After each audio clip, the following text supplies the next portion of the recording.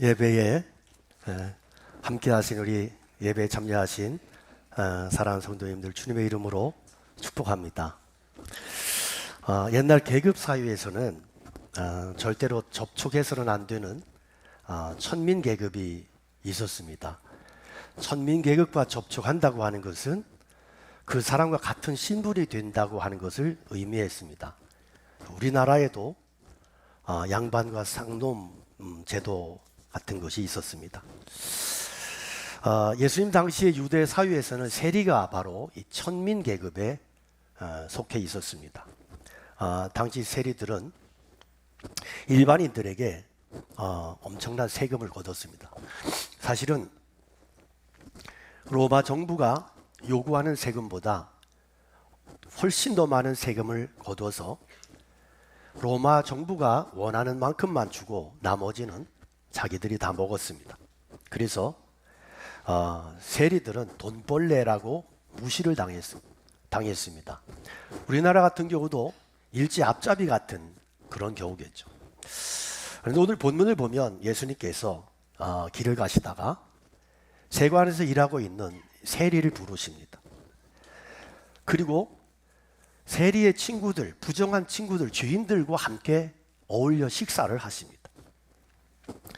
이것을 본 당시의 고고한 바리새인들이 예수님을 향해서 비난을 퍼붓습니다. 그들은 예수님이 좀 고귀한 수준 높은 분인 줄 알았는데 알고 보니까 천박한 사람들하고 불가촉 천민들과 함께 상대하는 그런 수준이다, 이런 식으로 비난을 했습니다. 그때 예수님께서 하신 유명한 말씀이 있죠. 건강한 사람에게는 의사가 필요하지 않고 병든 사람에게야 필요하다.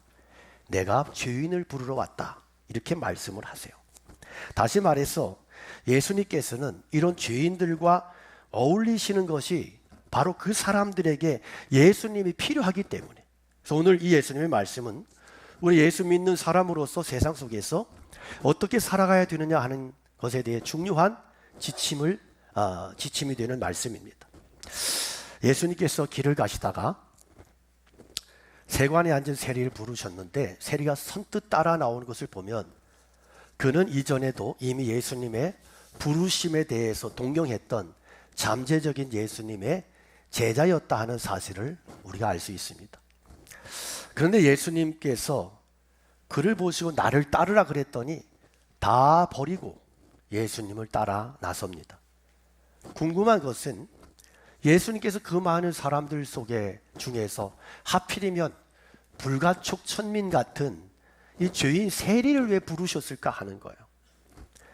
당시 유대인들의 생각은 세리 같은 사람은 영원히 하나님 나라의 백성이 될 수 없다, 이렇게 정죄했습니다. 그래서 유대인들은 세리를 굉장히 미워했습니다. 예수님께서 이 세리 마태에게 나를 따르라, 이 부르심은 도저히 사람들에게서는 하나님의 백성 될 자격이 없지만 그러면 나는 너희를 하나님의 자녀로 맞아주겠다 하는 예수님의 부르심인 거죠. 예수님께서 이 죄인 세리를 제자로 부르신 것은 앞으로 이런 식으로 왕따 당하며 세상 속에서 무시당하는 사람들에게 그 누구도 예수님의 말씀으로 변화돼서 하나님 나라의 백성으로 변화될 수 있고 중요한 주님의 제자로 쓰임받을 수 있다라고 하는 그러한 메시지가 이 속에 있는 것이죠. 예수님께서 마태를 제자로 부르셨다 그래서 그의 직업이 다 정당하고 그가 의인이라는 얘기가 아닙니다. 분명히 그는 허간한 도둑놈이죠. 분명히 하나님 나라 밖의 사람이었어요. 그럼에도 주님께서 그를 제자로 삼으시고 하나님 나라 백성으로 삼으신 것은 마태 같은 수많은 죄인들을 하나님의 나라 백성으로 초청하시는 그런 예수님의 말씀인 것입니다. 자, 예수님께서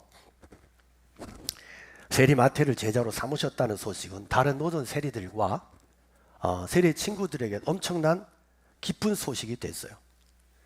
예수께서 집에서 저녁을 잡수실 때에 많은 세리와 죄인들도 와서 예수와 그 제자들과 함께 음식을 먹었다 그랬어요. 자, 지금 예수님의 이런 행동은 당시 유대인들에게는 도저히 납득이 안 가는 그런 행동이었습니다. 세리의 집에 많은 죄인들이 왔고 예수님이 함께 오셨어요. 그리고 그들과 어울립니다. 교제하십니다. 여기에 세리의 다른 죄인들은 어떤 사람들일까요? 아마도 세리처럼 유대 사회에서 배척당하는 천민 집단의 사람들이었습니다. 그러니까 소위 왕따 파티가 열린 거예요. 예수님과 더불어서. 그러면 예수님은 왜 이렇게 오해를 받으면서까지 비난받으면서까지도 이들을 이렇게 챙기시고 함께 하실까? 예수님께는 전혀 아무런 유익이 없는데 예수님께서는 그들을 다 환자로 보신 거예요. 그들 모두가 회복되어야 될 하나님 나라 백성으로 그렇게 보셨던 겁니다. 유대 사회 속에서 소외당하고 왕따당하는 그들에게는 누구보다 예수님이 더 필요했습니다. 사회 속에서 비난받고 소외당하고 왕따당하는 그들에게는 오히려 예수님이 더 필요했다는 거예요. 근데 예수님의 이러한 교제는 당장 바리새인들의 격렬한 조롱과 반대, 비난을 불러오게 됐습니다. 그래서 11절에 보면 이것을 본 바리새파 사람들이 예수의 제자들에게 물었습니다. 어째서 너희 선생들은 세리와 죄인들과 함께 어울려서 음식을 먹느냐? 자, 바리새인들이 비난하는 이유가 뭐예요? 탁월하신 예수님께서 격에 맞지 않게 행동하신다는 거예요. 그래서 제자들 향해 조롱을 해요. 지금 너희 선생이 하는 이 소위 짓을 봐라. 얼마나 형편없냐. 응? 저 꼬락서니를 봐라. 너희들의 선생의 수준이 저렇다. 이러고 대놓고 제자들에게 공격을 하는 거죠. 그러니까 믿고 상대할 사람이 없어서 저렇게 어울리느냐 하는 거예요. 그러면 예수님은 이런 제자들의 이런 그들의 이 반대와 반응을 모르셨을까요? 너무나 잘 알고 계셨죠.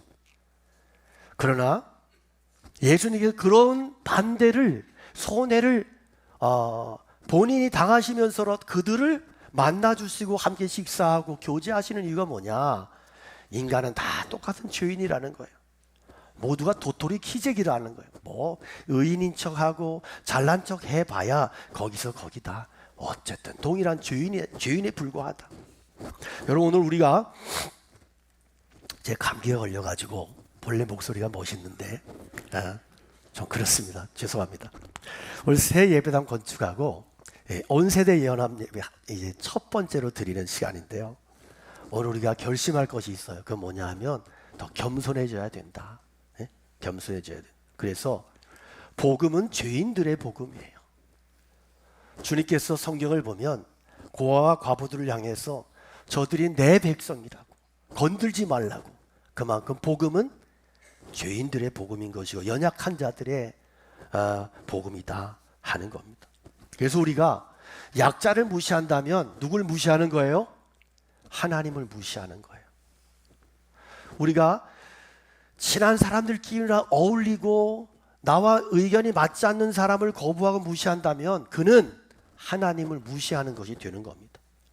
그래서 우리가 기꺼이 연약한 사람들, 소외된 사람들과 함께하는 그런 신앙, 그런 마인드가 바로 주님이 의도하신 교회의 모습인 거예요.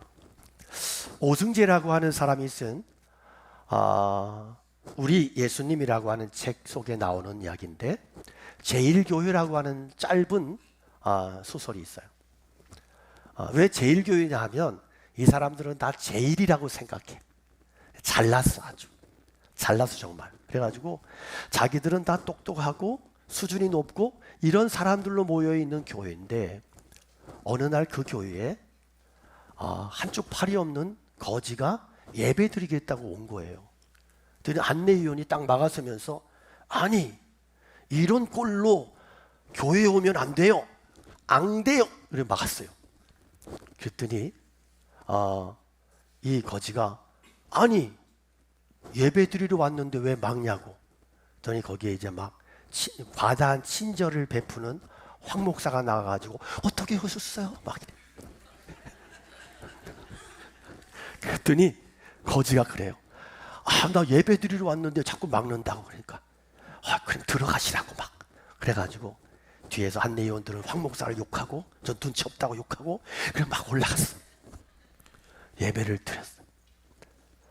예배를 드리는데 저 뒤에는 안내위원, 예배 안내위원 집사님이 눈이 뚫어져라 보는 거예요. 왜냐하면 헌금 도둑질해 갈까 봐. 아무도 안 앉아. 냄새 난다고. 나가는데 담임 목사가 잘 오셨습니다. 인사를 했어요. 잘 온 거 맞죠? 다음 주에는 제가 더 많은 친구들을 데려오겠습니다. 다음 주에 한 10대 명을 데리고 온 거야. 그 다음에 더 많이 데리고 오고 그래서 완전히 예배당이 거지 천국이 된 거야. 심각해졌어. 악취가 나고 냄새가 나고. 그래서 장로님들이 모였어요. 당회로 모였어. 긴급 당회를 했어. 장로님들이 뭐로 결정했냐 하면 다음번에 오는 모든 거지들에게 10,000원씩 기부금을 주고 앞으로는 다시는 이 교회에 출입하지 못하도록 결의하노라. 이렇게 해서 거지들을 담대히 쫓았대요. 인도의 위대한 성자 간디, 여러분 잘 알고 계시죠? 이분이 영국에서 유학을 했습니다. 그러다가 유학 생활 중에 성경책을 읽었어요. 성경을 읽는데 너무 감동이 되는 거야. 특히 이분이 가장 은혜를 받았던 대목이 마태복음 5장, 6장, 7장 예수님의 산상순을 읽으면서 간디의 눈에 눈물이 흘렀어요. 그러니까 간디의 무저항주의는 여기에서 온 거예요. 그러나 이분이 교회 가서 예수 믿고 싶다. 교회를 갔어요. 영국은 대부분의 백인 교회입니다. 갔는데 막아요. 인종차별. 흑인은 들어갈 수 없다는 거예요. 다른 교회에 찾아갔어요. 여기저기 다녔지만 아무도 간디를 받아주는 교회가 없었습니다. 간디가 눈물을 머금고 분노하면서 돌아섰어요. 그리고 간디가 남긴 그 말이 충격적인 이야기예요. 나는 예수 그리스도는 내가 존경하지만 교회는 경멸한다. 이 간디가 남긴 말입니다. 그리고 기독교 신앙을 포기하고 그가 인도로 돌아가서 10억이 넘는 인구 그 인도 사람들에게 그가 놀라운 영향력을 일으킵니다. 위대한 지도자가 됩니다. 만일에 그때 교회가 간디를 쫓아내지 않았더라면 인도의 역사는 놀랍게 달라졌을 거예요. 언제가 차를 타고 가다가 문구를 하나 봤어요. 벽에 뭐라고 써있냐면 어리석은 자는 그 마음에 이르기를 하나님이 없다 하도다. 딱 이렇게 써있는 거야. 여러분 그 말씀을 보면서 여러분 은혜 받아요? 여러분 은혜 받을 수 있어요. 그러나 교회가 잊고 있는 게 있어요. 세상 사람들의 시각이에요. 그러면 세상 사람들이 그 성구를 볼 때 기분이 나쁠까 기분이 좋을까? 네? 대답해 봐요. 기분이 나쁘지요. 왜? 자기를 어리석은 놈 돌대가리라고 써 있잖아. 누가 이 말씀을 듣고 이 성경을 보고 기분 좋아하겠어요? 그러니까 오늘날 우리가 예수 믿는 사람들이 선별의식, 선민의식에만 사로잡혀서 세상 사람들의 시각을 잃어버리는 거예요. 그들을 자꾸 대놓고 무시하는 거예요. 지옥 갈 사람들. 예수 천당 불신자 말하고 턱 밑에 전도지를 대고 이렇게 하는 것은 그들을 경멸하는 너무 안타까운 행위가 될 수 있다 하는 사실을 우리가 아셔야 됩니다. 오늘 안타까운 것이 교회가 예수님의 정신을 예수님의 태도를 잃어버렸다는 거예요. 너무너무 오늘의 주님의 말씀과 행동은 충격적이죠. 예수님 바리새인들의 비난과 조롱을 다 하셔요. 그러나 견디세요. 그러면서 그들의 눈물을 닦아주고 그들의 아픈 얘기를 들어주는 거예요. 그런데 오늘 주님은 이 말씀을 통해서 우리에게 도전하세요. 너희들이 이렇게 살아야 된다는 거예요. 너희들이 이런 시각으로 세상을 바라봐야 된다는 거예요. 오늘 나의 모습이 어쩌면 변화되지 않은 현대판 바리새인의 모습은 아닌가 하는 겁니다. 자, 이 말을 듣고 예수님께서 말씀하셨어요. 건강한 사람에게는 의사가 필요하지 않으나 병든 사람에게는 의사가 필요하다. 예수님께서 그들을 찾아오신 이유가 뭐예요? 소유당하고 왕따당하는 아픈 이들 모두가 예수님이 필요하다는 거죠. 그들이 다 병들었기 때문에, 아프기 때문에 오늘 주님께서 우리에게 말씀하세요. 내가 보여준 대로, 행동한 대로 너희들이 그렇게 행동하고 믿어라. 이게 신앙이다 하는 겁니다. 오늘 교회가 문을 열어야 된다는 얘기를 많이 해요. 어떻게 하면 닫혀진 교회의 문을 열을 수 있을까? 어떻게 하면 많은 사람들이 다가오게 할 수 있을까? 어떻게 하면 주님의 마음으로 그렇게 세상을 품을 수 있을까? 중요한 것은 우리에게 인식의 변화가 일어나야 된다는 거예요. 그래서 신앙은 뭐라고요? 따라합시다. 신앙은 눈이 바뀌는 운동이다. 눈이 바뀌셔야 돼요. 가치관, 세계관, 인생관, 신앙관, 관이 볼관자잖아요. 보는 게 달라지지 않고 믿습니다, 믿습니다 백날 해봐야 그 사람의 삶은 변화되지 않습니다. 눈이 바뀌면 변화됩니다. 믿으십니까? 어떤 렌즈를 끼고 사물을 보느냐에 따라서 색깔이 달라져요. 그렇죠? 그런 것처럼 우리가 사랑과 긍휼의 렌즈를 끼고 세상을 보면 세상은 사랑과 긍휼을 필요하는 세상이 되는 거예요. 내가 정죄와 심판의 눈으로 세상을 보면 세상 사람들은 다 정죄받아야 마땅한 대상이 될 수밖에 없는 거예요. 오늘 기독교에 우리 신앙인들의 렌즈가 바뀌어져야 돼요. 예수님의 사랑과 긍휼의 렌즈로 그렇게 바뀌어져야만 됩니다. 우리 교회 안에 마태도 있어야 되고요. 7 귀신 들렸던 막달라 마리아 같은 사람도 있어야 되고요. 바디메오 같은 사람도 있어야 돼요. 교회 안에 정말로 하나님의 사람, 정말로 주님이 필요로 하는 그런 사람들이 많아져야 되고, 우리가 이런 시각을 가지고 예수님을 믿고 신앙을 살아내야 될 줄로 믿습니다. 사계절 구분 없이 1년 내내 뜨거운 햇볕으로 이글거리는 하와이 몰로카이 섬이라고 있습니다. 기후가 굉장히 좋습니다. 지상 낙원이라 불리는 곳입니다. 그런데 그 한쪽 구석에 생지옥 같은 그런 장소가 있었습니다. 나 환자들, 문둥병 환자들이 우글거리는 그러한 소굴이 있었습니다. 그런데 그 속에서 버려진 채로 나 환자들이 살아가는 거예요. 인생 막장이에요. 어차피 이래 죽으나 저래 죽으나 죽어요. 그래서 이 문둥병자들이 서로를 치고받고 술 먹고 서로 널브러지고 악만 남은 채로, 지옥이 따로 없어요. 썩는 냄새가 코를 찔러요. 그런데 그 지역에, 그 인생 막장인 그곳에 1873년 5월 10일에 한 사람이, 벨기에 출신의 신부 한 사람이 그 생지옥 같은 몰로카이로 들어갑니다. 거기서 매일 12명씩 죽어나가는 시체를 그가 닦아서 관에 넣는 그 일을 묵묵히 해냅니다. 온갖 힘든 일을 정말 역겹고 그 힘든 일들을 해냅니다.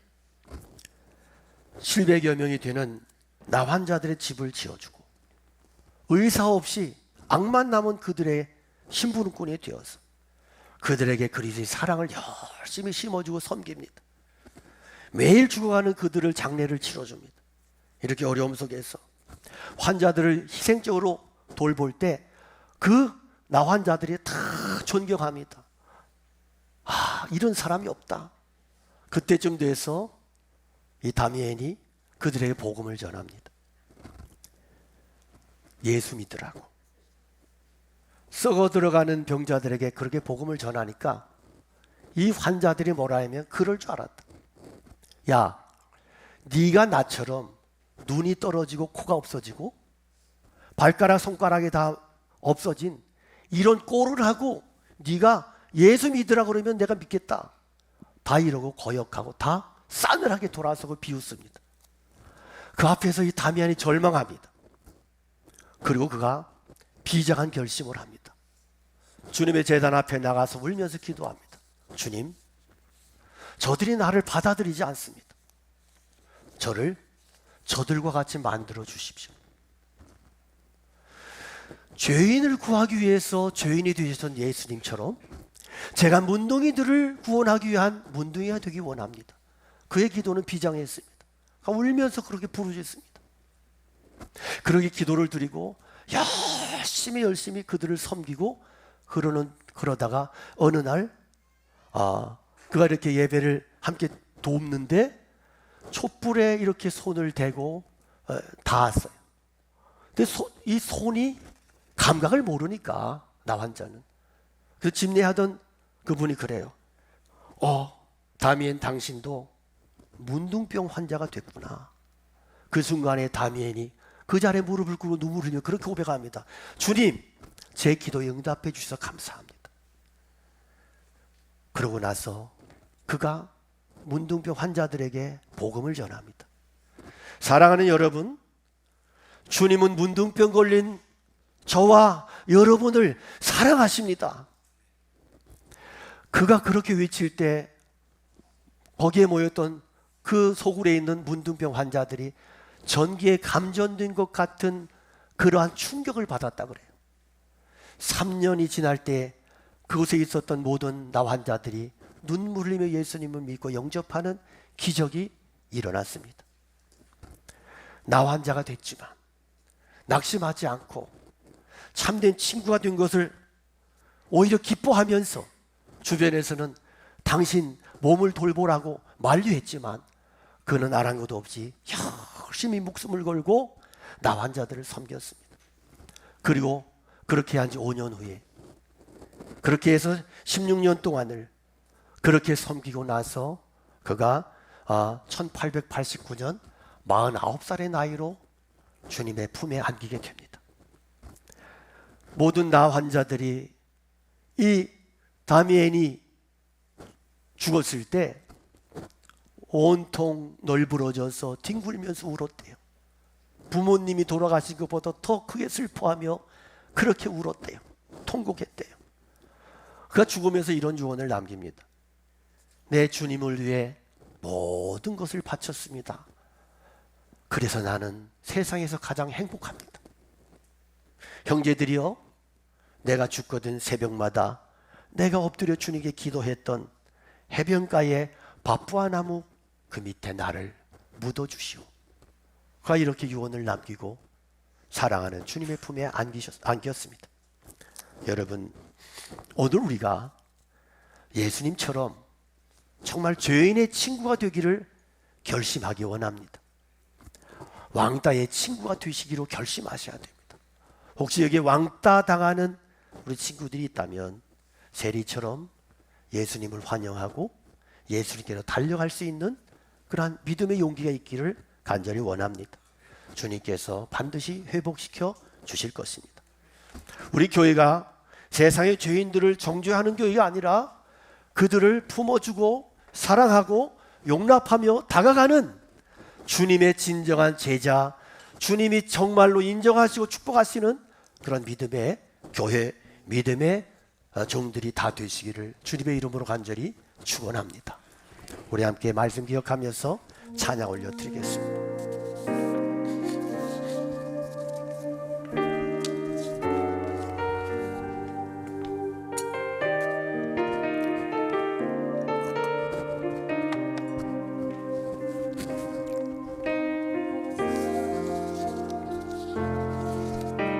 슬픈 마음 있는 자, 몸과 영혼 병든 자, 누구든지 부르시오. 예수 이름 부르시오.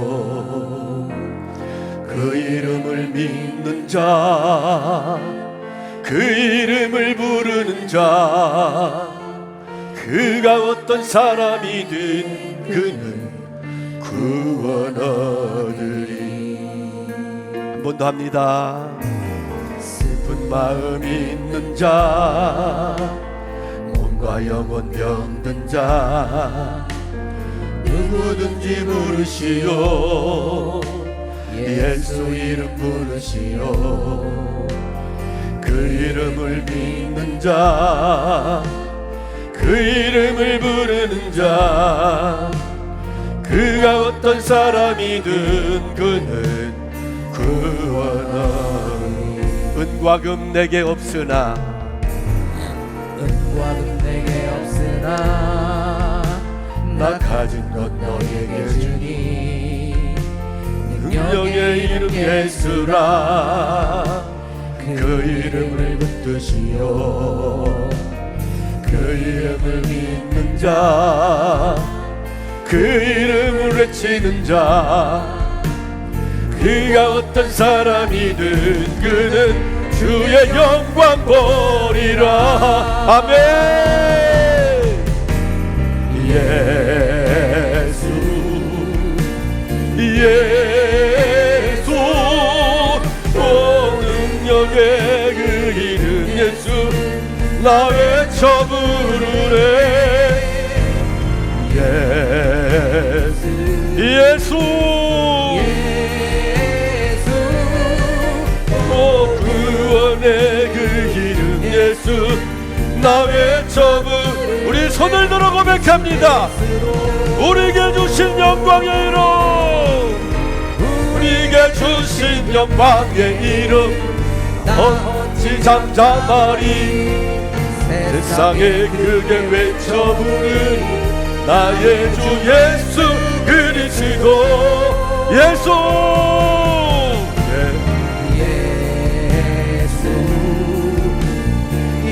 예수 오 능력의 그 이름 예수 나 외쳐 부르네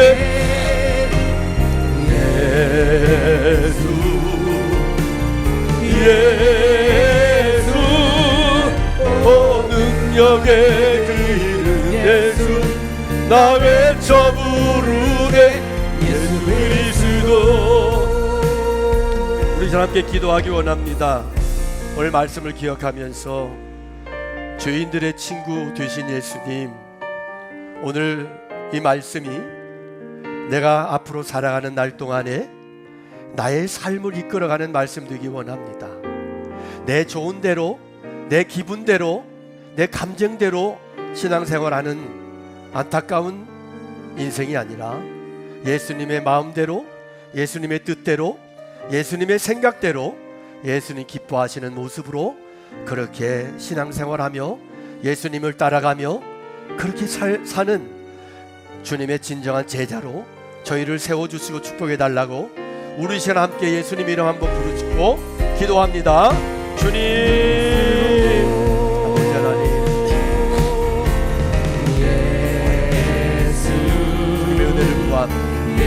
축복하여 우리의 연약함을 주님 풀어주시고 우리 정말로 예수님을 따라가 예수님을 사랑하고 예수님의 뜻대로 살아가는 저희가 될 수 있도록 주님 축복해 주시고 우리가 정말로 주님의 모습을 닮아서 주님의 기뻐하시는 모습으로 그렇게 주님을 섬기며 그렇게 주님을 따라가는 진정한 예수님의 종들로 주님의 사람들로 저희들을 세우시고 축복하여 주시기를 원합니다. 그래서 온 세대가 세대마다 예수님을 따라가고 세대마다 예수님을 사랑하고 세대마다 예수님을 증거하는 참된 하나님의 사람들로 저희들을 축복하여 주시고 저희들의 믿음이 정말로 예수님을 닮는 참된 신앙의 사람들로 그렇게 저희들을 축복하여 주시고 그런 믿음 가지고 살아가는 저희 모두가 될 수 있도록 하나님께서 역사하여 주시고 축복하여 주시옵소서.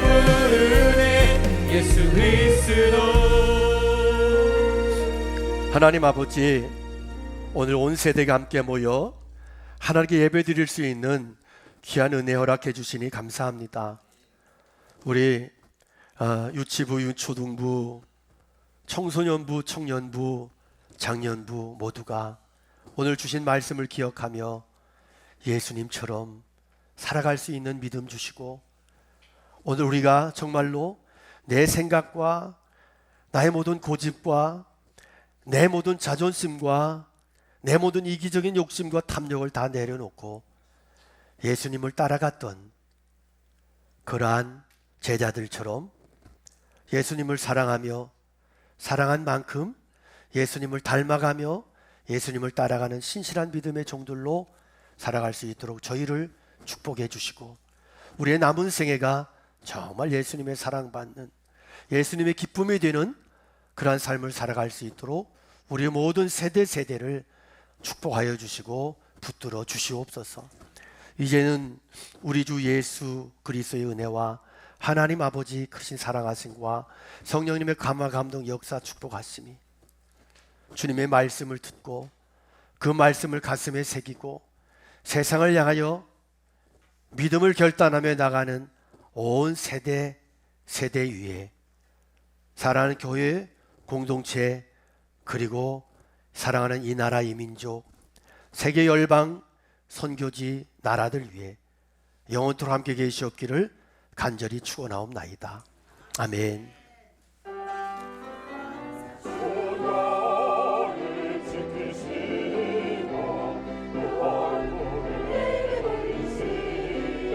평화로